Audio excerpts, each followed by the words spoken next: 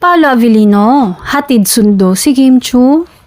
Usap-usapan ngayon sa social media ang pagiging maalaga at maalalahanin ni Paolo sa rumored girlfriend na si Kim Chiu. Matapos mapansin ng mga fans na madalas itong nakikitang hatid sundo ng aktor. Sa ilang litrato at video na kumalat online, makikita si Paolo na personal na nagsasama o sumusundo kay Kim sa ilang taping at events.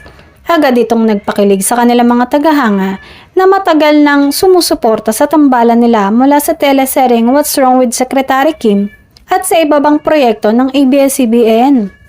Ayon sa mga netizens, kitang-kita raw kung gaano ka-protective si Paolo kay Kim at mas lalo itong nagpatibay sa espekulasyon na may namamagitan ng mas malalim sa kanilang dalawa.